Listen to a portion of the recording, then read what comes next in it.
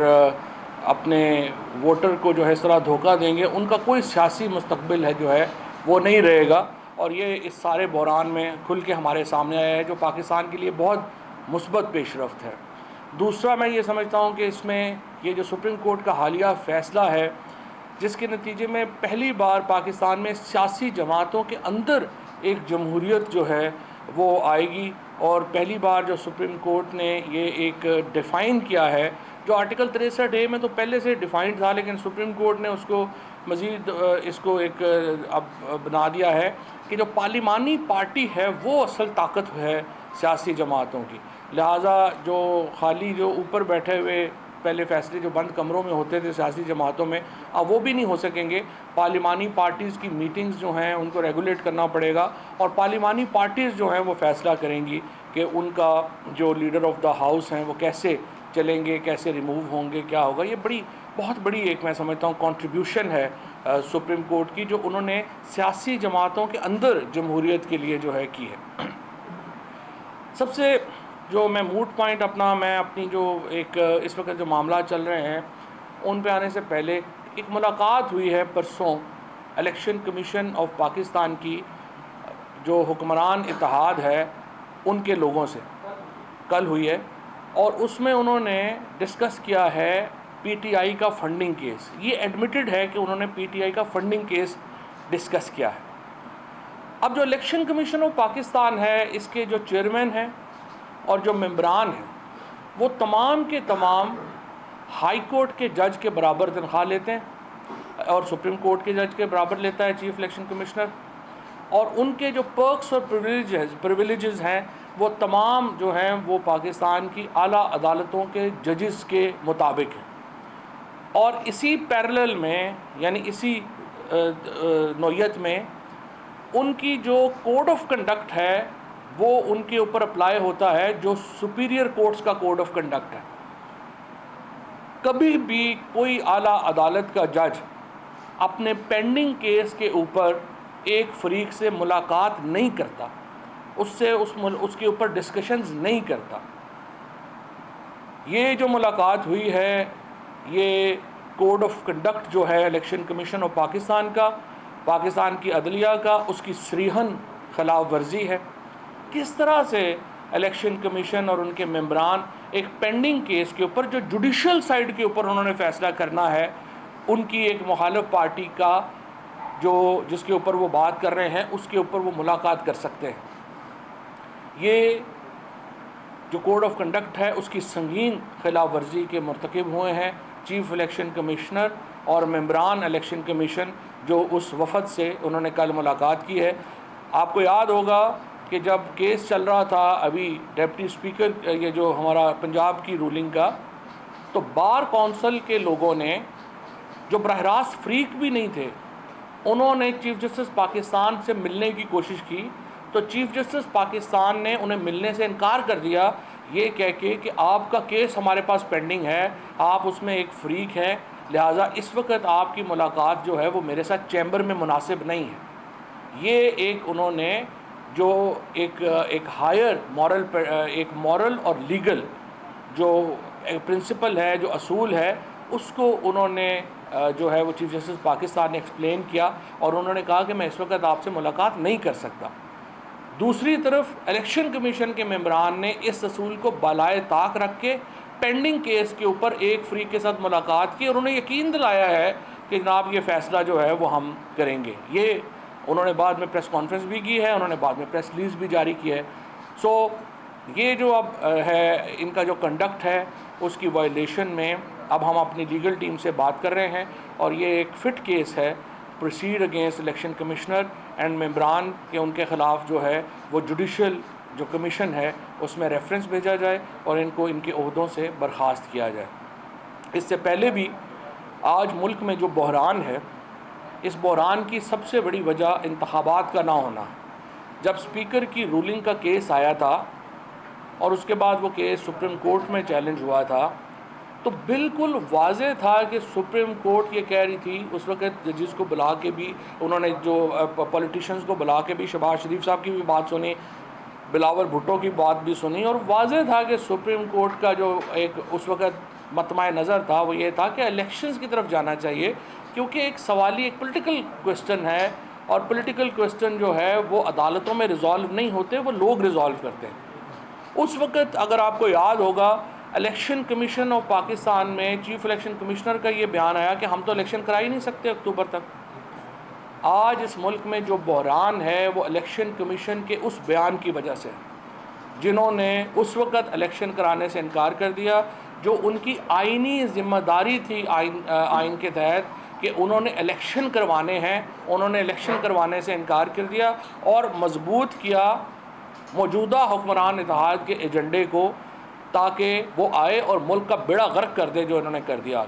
आज डॉलर 250 में भी नहीं मिल रहा मार्केट में, ये 100 दिनों में हुआ है। आज पाकिस्तान की करेंसी यूक्रेन के बाद, यूक्रेन इस वक्त हालत जंग में है रूस के साथ, पाकिस्तान की करेंसी यूक्रेन के बाद सबसे ज़्यादा अगर दुनिया में किसी करेंसी में गिरावट आई है तो वो पाकिस्तान की करेंसी में आई है। ये हालात हैं इस वक्त हमारी मईशत के, और इस मईशत को इस जगह पे पहुंचाने में जो शहबाज शरीफ का रोल है, जो PDM का रोल है, इनका तो है ही है, लेकिन सबसे बड़ा role election commission of Pakistan का है, जिन्होंने उस वक़्त जब इलेक्शन की तरफ, आज मुल्क में नई हुकूमत आ चुकी होती, हम एक स्टेबल इन्वायरमेंट में होते, हमें पता होता लोगों ने क्या फ़ैसला करना है। लोगों, जब भी जमहूरियत में एक हद से बड़ा होता है क्राइसिस, तो आप क्या करते हैं, आप इलेक्शंस की तरफ जाते हैं। हमने इलेक्शंस की तरफ चला जाना था। आज एक मुस्तहकम हुकूमत हमारे सामने होती, हमें पता होता कि ये जो पॉलिसी है वो है क्या, किधर जा रही है, किधर नहीं जा रही। इस वक्त ना किसी को सर का पता है, किसी को पता नहीं है कि शहबाज शरीफ जो इस वक्त चेयरमैन CDA के, असल में तो इस वक्त जो शहबाज शरीफ हैं, पाकिस्तान की तारीख़ में पहली बार एक ऐसी हुकूमत वफाक में हुकूमत है जिसके किसी सूबे में हुकूमत नहीं है। सो प्रैक्टिकली शहबाज शरीफ जो हैं वो CDA के वज़ीर आज़म, सो उनकी वजह से वो कोई फ़ैसला कर ही नहीं पा सकते। वो कैसे जाके IMF से फिर आर्मी चीफ़ को बात करनी पड़ रही है, क्योंकि जो शहबाज शरीफ है वो तो तेल की कीमत खुद नहीं बढ़ा सका। आपको याद होगा पहले इन्होंने बयान दिया कि हमें आर्मी चीफ़ की मदद की ज़रूरत है तेल बढ़ाने की कीमत बढ़ाने के लिए। सो प्रैक्टिकली मुल्क में इस वक्त वफाकी हुकूमत एग्जिस्ट ही नहीं करती। CDA की जो चेयरमैनी है वो एग्जिस्ट करती है, ये प्राइम मिनिस्टरशिप एग्जिस्ट नहीं करती।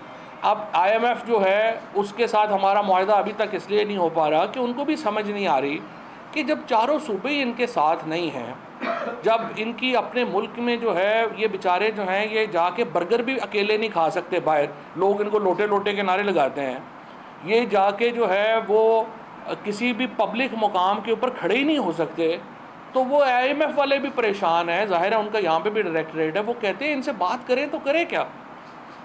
पाकिस्तान की इस वक्त जो अमली आलमी सूरत हाल है, आप देखिए कि रशिया के वज़ीर ख़ारजा ने बिलावल भुट्टो से मिलने से इनकार कर दिया। उन्होंने कहा ये पता नहीं कौन है, लड़का सा आ गया है, इंटर्नशिप कर रहा है, करे, वो 12-12 दिन तो वो दफ्तर ही नहीं जाता, लोग उसको जानते ही नहीं।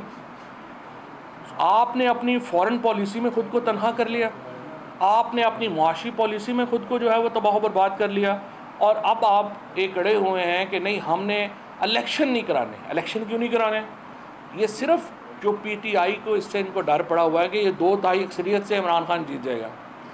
क्या आप इस वजह से इलेक्शन इलेक्शन जो है उसको होल्ड करा सकते हैं, इलेक्शन को इल्तवा में रख सकते हैं कि आपको यकीन है कि हमारी मुखालिफ जमात जो है वो इलेक्शन जीत जाएगी, लिहाजा हम इलेक्शन नहीं करवाते? ये तो देखें, ये तो हमारे गली मोहल्लों में क्रिकेट के मैच होते थे कि आप जो बंदा बॉल या विकटें लेके आया होता था वो बारी लेके कहता था मैंने नहीं कराना, बॉल नहीं, मैं नहीं देता विकटें, ये विकटें तो मेरी हैं।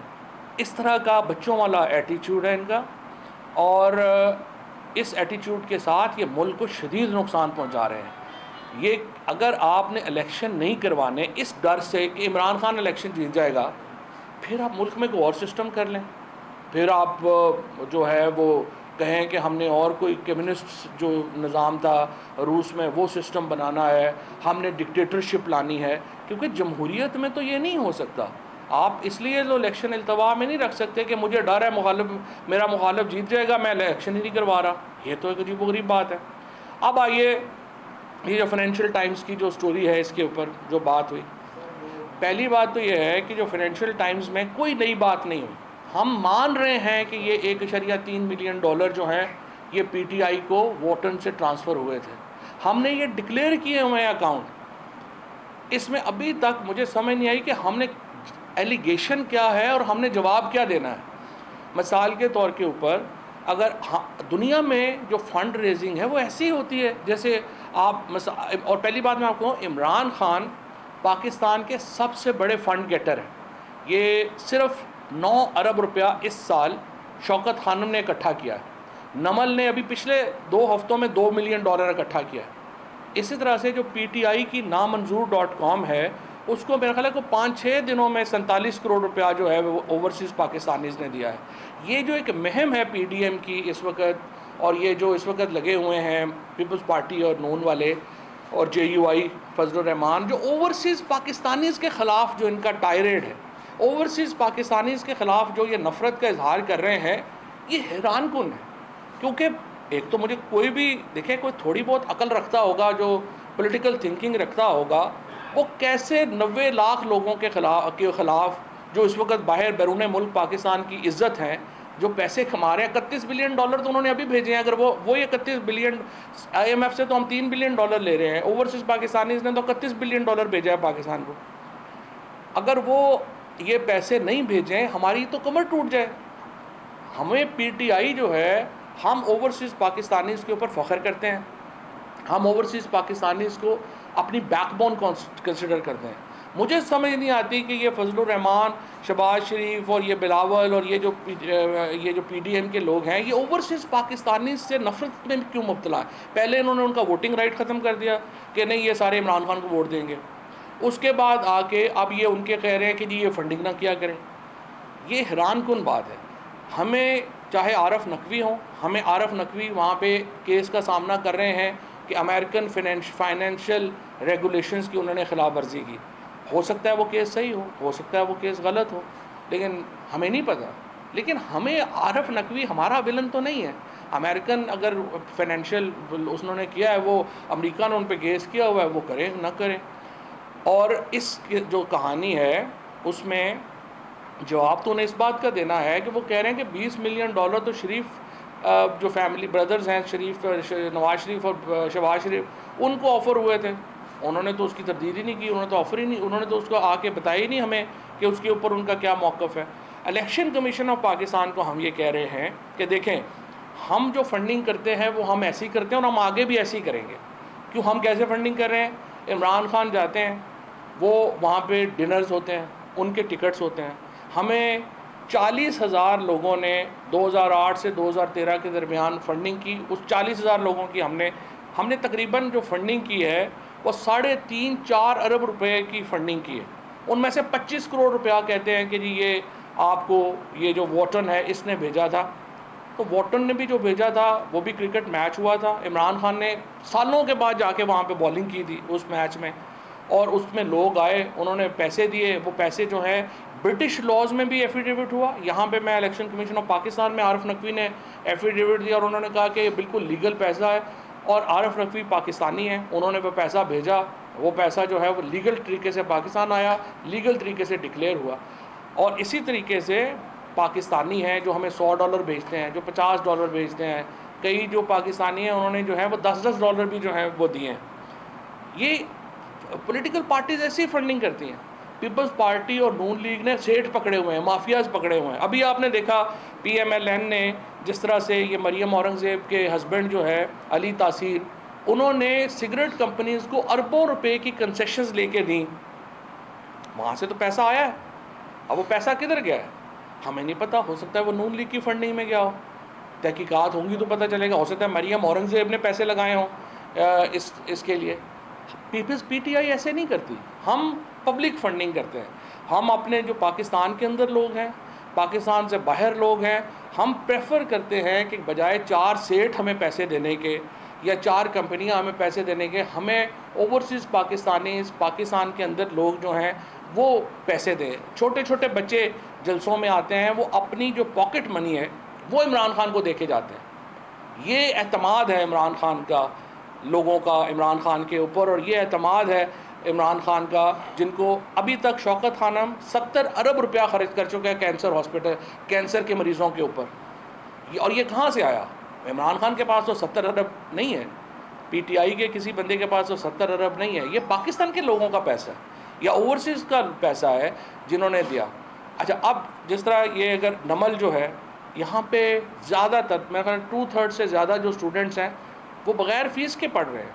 वो पैसा उनके ऊपर मिलियंस ऑफ रुपीज़ खर्च होते हैं महीने के, वो कहाँ से आता है? वो पाकिस्तान के लोग देते हैं। हाँ, अलबत्ता आप ये देखिए कि लेट्स से आपने 9 अरब रुपया जमा किया है, हमने लॉज को फॉलो करना है, पाकिस्तान के लॉज हैं, ब्रिटिश लॉज हैं, उनको फॉलो किया। ये हम नहीं कर सकते कि 100 अगर 1 लाख आदमी जो है उसने हमें पैसे दिए हैं तो हम लाख आदमियों का सोर्स ऑफ इनकम देखना शुरू कर देंगे, इनका सोर्स ऑफ इनकम क्या है। हमारे पास कैपेसिटी ही नहीं है। हमने सिर्फ देखना है कि उन्होंने लॉज को फॉलो किया है, लॉज के मुताबिक ट्रांजैक्शन की है, ज़बरदस्त, हमारे पास आगे पैसे ख़त्म, बात होगी। अगर उन्होंने कि लॉ वायलेट किया है तो वो हुकूमत के उसके दरमियान है। सो मैं ये समझता हूँ इलेक्शन कमीशन ऑफ पाकिस्तान को हमारा मुतालबा सिर्फ इतना है, बिल्कुल पीटीआई की फ़ंडिंग केस का फ़ैसला होना चाहिए, लेकिन सुप्रीम कोर्ट और हाई कोर्ट के जो फ़ैसले हैं कि आप नून लीग और पीपल्स पार्टी के फंडिंग केसेस का भी साथ फ़ैसला करें, वो कंप्लाई विद करें। उनकी स्क्रूटनी रिपोर्ट आई हुई है, क्योंकि और हम ये क्यों कह रहे हैं, नून लीग, पीपल्स पार्टी और पीटीआई, जेयूआई का, टीएलपी का तो मैं नाम ही नहीं ले रहा ना, उधर तो बेचारों की वैसी टांगें कांप जाती हैं पता करते हुए। ज़रा पूछे ना फजलुर रहमान का हेड ऑफिस किसने बना के दिया था?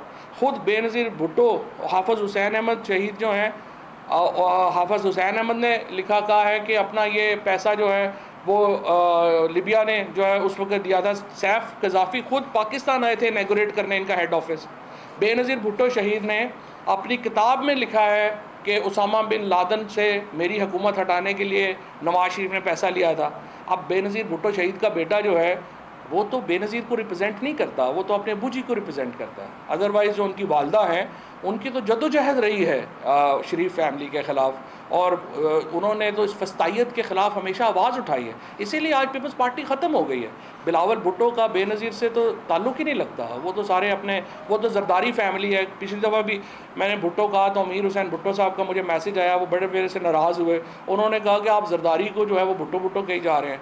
लेकिन बहरहाल मैं इस वक्त तो अनफॉर्चुनेट है कि वो बेनज़ीर भुट्टो की तो विरासत ही ख़त्म हो गई और वो सारा एक जरदारी साहब का शुरू हो गया। लेकिन बहरहाल ये जो मैं समझता हूँ कि जो मुलाकात की है ये कोड ऑफ कंडक्ट की ख़िलाफ़ वर्जी है, इसके पेश नज़र इनके ख़िलाफ़ रेफरेंस जो है वो मूव किया जा सकता है।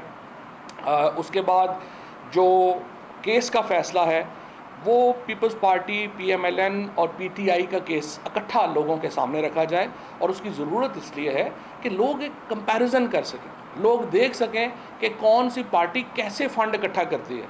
मकसद ये नहीं है कि एक पार्टी जो है उसको आप बता दें, दूसरी पार्टियां जो हैं उनको आप मौका दे दें उस पर तनकीद करने का। हक़ तो यही है ना कि आप जो मीडिया है उसके सामने कंपैरिजन आए, पीटीआई की फ़ंडिंग कैसे होती है, नून की फ़ंडिंग कैसे होती है, पीपल्स पार्टी की फ़ंडिंग कैसे होती है। इन तीन का तो इसलिए फ़ौरन करते हैं कि इनका मुकम्मल है स्क्रूटनी। उसके बाद ज़रा जेयूआई की भी फ़ंडिंग करें, जमात इस्लामी का फिर भी जो है वो फॉर्मलाइज सिस्टम है। उसके बाद टीएलपी का करें, बाकी पार्टीज़ का भी करें। और ये मैं समझता हूँ कि फंडामेंटल राइट है पाकिस्तान के लोगों का जानना कि पॉलिटिकल पार्टीज़ अपनी फ़ंडिंग कैसे करती हैं, क्योंकि उनकी जो फंडिंग ट्रेंड है वो आपको फिर बताएंगे कि उनकी पॉलिसीज़ क्या होंगी, कौन कौन सा सेठ क्या रोल प्ले कर रहा है, कौन कौन कैसे जो है वो पैसे खर्च कर रहा है। शुक्रिया।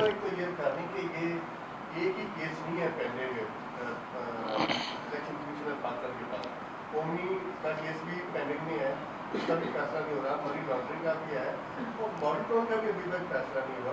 तो क्या सिर्फ पूरे पाकिस्तान में एक केस सिर्फ करने का मतलब, तो आप समझते हैं जो रेजिग्नेशन आप एक अहम मौके के ऊपर कबूल होना शुरू हो गए हैं, पीटीआई को होना चाहिए था इस वक्त असम्बली के अंदर एक वोट की अक्सरियत की किसी भी टाइम पे खत्म हो सकती है। देखिए ना, पहली बात तो यह है कि जो बाकी केसेस हैं, मॉडल टाउन तो चौधरी परवेज़ इलाही साहब ने कहा है कि वो टेकअप कर रहे हैं, इसलिए मैंने राना सनाउल्लाह साहब को कहा था कि मैं अपना बयान जो है उसको ज़रा तब्दील करता हूँ। पहले मैंने कहा था कि पंजाब ने नहीं आने देते, अब मैं ये कह रहा हूँ कि पंजाब में आएंगे तो सही राना साहब, पंजाब से वापस आएंगे हमें पता नहीं। लिहाजा ये राना साहब अपनी जजमेंट खुद कर लें, क्योंकि उनके ऊपर काफ़ी सारे केसेस हैं, वो देख लें कि उन्होंने कब जाना है, क्या करना है। वापस आने की गारंटी हम जो है वो नहीं देंगे। उसी तरीके से जो बाकी केसेस हैं उनको चलना चाहिए। और आपकी बात बिल्कुल सही है कि पीडीएम ऐसे बिहेव कर रही है जैसे पाकिस्तान में एक ही केस है। आज भी उन्होंने अपने केस में जो है वो तारीख ली है, जो इनका मनी लॉन्ड्रिंग का केस है। लेकिन हमें कोई प्रॉब्लम नहीं, हम चाहते हैं ये फंडिंग केस का फैसला आना चाहिए, कोई प्रॉब्लम नहीं, सिर्फ आना इन दोनों के साथ चाहिए ताकि मीडिया को, लोगों को कंपैरिजन मिल सके कि कैसे फंडिंग हुई। फवाद साहब, ये बताइएगा कि जो रेजिग्नेशन एक्सेप्ट हुए हैं इन पर ज़िमनी इंतखाबात में तहरीक इंसाफ हिस्सा लेगी। और सेकंड, अगर जजेस का कोड ऑफ कंडक्ट की बात की जाए तो इलेक्शन कमीशन के मेंबरान सियासी जमातों के रहनुमाओं से नहीं मिल सकते, आपकी पार्टी के लोग भी मिलते हैं? नहीं, जो मिल नहीं सकते, अगर उनका मामला है वो उस वक्त नहीं मिल सकते जब वो जुडिशल साइड के ऊपर काम कर रहे हैं। एडमिनिस्ट्रेटिव साइड के ऊपर तो ज़ाहिर है ना कि अगर वोटर लिस्टों में मेरा इशू है तो वो तो जाके मैं मिलूँगा ना। अगर मेरे पोलिंग स्कीम ख़त्म हो गई है तो मैं जाके मिलूँगा ही, तो बताऊँगा ना। आप नहीं मिलते जहाँ जुडिशल साइड आपकी जो है वो हो। और दूसरी बात ये जो रेजिग्नेशंस की है वो पहले चूँकि आपने भी की थी, देखिए रेजिग्नेशंस इररेलेवेंट हैं। हम जनरल इलेक्शंस की तरफ जा रहे हैं। ज़िमनी इलेक्शन से पहले इंशाअल्लाह ताला वफाकी हुकूमत घर चली जाएगी और हम मुल्क में जनरल इलेक्शंस कराएंगे। सर ये बताइएगा कि जनरल इलेक्शंस की आप बात कर रहे हैं, अभी पीडीएम की जो नून लीग की जो अपनी मुशावरत हो रही है उसमें इत्तलात ये है कि नवाज शरीफ साहब को ये कहा जा रहा है कि वो पाकिस्तान वापस आ जाए और जो जनरल इलेक्शंस में जाना है नून लीग में उसको वो लीड करें। आपको लगता है कि नवाज शरीफ इस सिचुएशन में वापस आएंगे, और अगर वो आते हैं तो क्या नून लीग को मोमेंटम दोबारा बना पाएगी? लेकिन नवाज शरीफ पाकिस्तानी शहरी हैं, और अगर चाहे मुझे नहीं पता कि अब वो हैं कि नहीं हैं, क्योंकि उनके बच्चे जो हैं वो तो कहते हैं कि हम तो शहरी नहीं, हम पे लॉज ही अप्लाई नहीं करते। लेकिन अगर नवाज शरीफ पाकिस्तानी शहरी हैं तो उनका हक़ है कि वो वापस आएँ, और नवाज शरीफ को वापस आना चाहिए। वापस आके उनको जेल जाना है, जेल जाके उनका जो केस है उसको प्रोसीड होना चाहिए। अगर आप नवाज शरीफ का ये कहें कि उनके लिए, जो इमरान खान हमेशा कहते हैं कि एक तबके के लिए कानून अलहदा हो जाए, दूसरे के लिए अलहदा हो जाए, एक के ऊपर, नवाज शरीफ के ऊपर इस वक्त 7 अरब रुपए के केसेस में वो जेल में है, वो हम नवाज शरीफ के लिए स्पेशल बना दें कि वो बाहर रह जाएँ, और जो बेचारे सारा जो साइकिल चोर है, जेब उतरे हैं, गुजरांवाला में एक बंदे को क्राउड ने मार के मार ही दिया कि उसने मोटरसाइकिल चोरी किया है। तो 40,000 रुपये के लिए तो हमारी माशाल्लाह जो प्रायोरिटी है वो ये है कि हम बंदा मार दें और 7 अरब वाले को हम सर पे बिठा लें। ये तो नहीं होना चाहिए। शेख नहयान का वो नाम आ रहा है फाइनेंशियल टाइम्स की स्टोरी में कि $2 मिलियन उसने दिए, तो फॉरेन नेशनल भी कर सकता है फंड? नहीं, फॉरेन नेशनल नहीं कर सकता फंड, ना ही फॉरेन नेशनल ने हमें फ़ंड किया है। अगर ये जो मुबारक अल नहान की अगर फंडिंग है आरफ नकवी साहब को, तो ये आरफ नकवी जो है उनका और जो ब्रिटिश लॉज हैं उनकी वॉलेशन है। हमें तो उन्होंने एफिडेविट दिया हुआ है कि हमारी जो सारी फंडिंग है वो लीगल है, और ये सारी फंडिंग जो है वो पाकिस्तान के बरतानवी लॉ के भी मुताबिक है और पाकिस्तानी लॉ के भी मुताबिक है। अगर कोई वॉलेशन हुई है तो वो आरफ नकवी जाने और वो जाने। वही फंडिंग आपको मिली पीटीआई को? मैं यही कह रहा हूँ ना, हमें नहीं मिली। अच्छा, मुल्तान का एक हल्का है एलडी 157 है, वहाँ से काफ़ी इलेक्शन शेड्यूल के अनाउंस हो गया है, तो वहाँ कंटेस्ट करेंगे? मैंने आपको ये बताया कि इंशाअल्लाह जो ज़िमनी इलेक्शन है उनसे पहले हम जनरल इलेक्शन करवाएं। पंजाब हुकूमत पूरी करेगी या आपका सवाल छोड़ेगी? देखें, ये बात ज़्यादा हमसे ज़्यादा डिपेंड करती है आसफ़ ज़रदारी साहब पे। अगर आसफ़ ज़रदारी सिंध की असम्बली तोड़ने को तैयार होंगे तो फिर एक कंसेंसस और इलेक्शन कमीशन तब्दील करने के ऊपर, अगर ये दो बातें जो पीडीएम है ये करेगी तो फिर इसके ऊपर बातचीत हो सकती है। लेकिन अगर वो ये कहेंगे नहीं हम सिंध असम्बली रखेंगे, तो फिर ज़ाहिर है पंजाब वाले और केपी वाले कहेंगे कि जी वो रख रहे हैं तो हम क्यों तोड़ें। Thank you.